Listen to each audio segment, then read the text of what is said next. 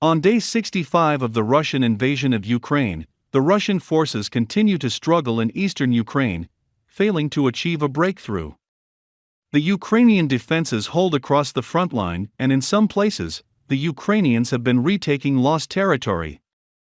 In Mariupol, the Ukrainian defenders in the Azovstal steelworks plant are holding on.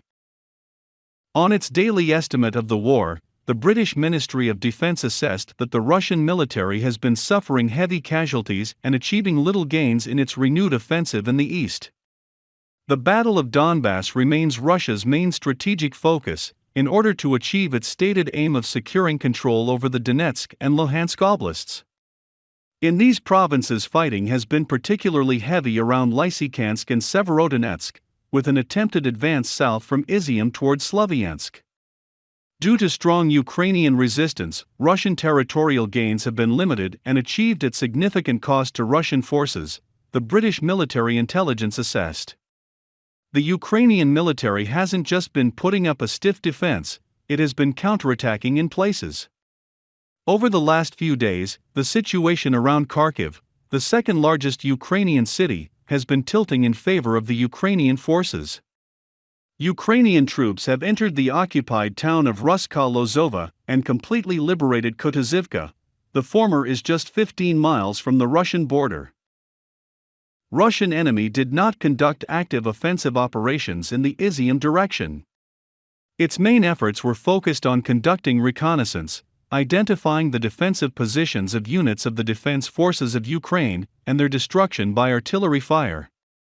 In the Donetsk and Tavria directions, in order to prevent the regrouping of Ukrainian troops, Russian enemy fires at positions from artillery, mortars and rocket-propelled grenade launchers along the entire line of contact. Russian occupiers continue to blockade Ukrainian units in Mariupol, near the Azovstal plant, the Ukrainian Ministry of Defense stated in its daily operational update.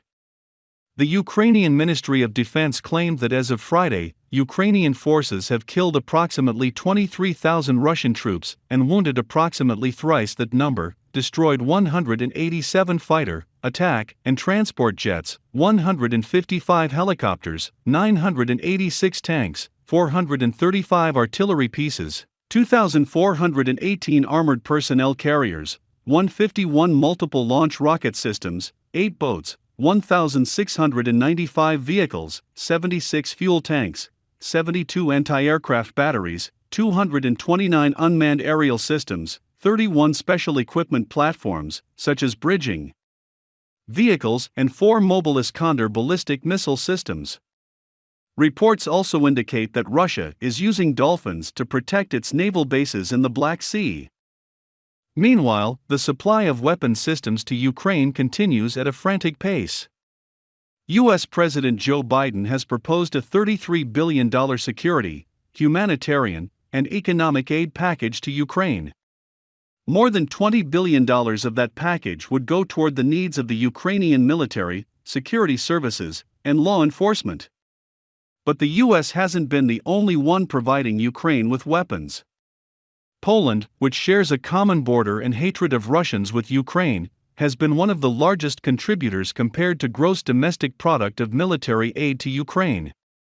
The Polish have sent air-to-air missiles and spare parts to refurbish and replenish the fleet of the Ukrainian MiG-29 Fulcrum fighter jets.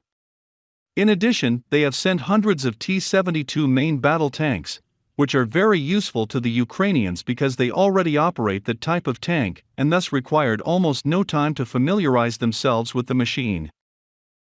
The U.S. claims to have evidence that proves that Russian forces are executing Ukrainian troops while they are trying to surrender.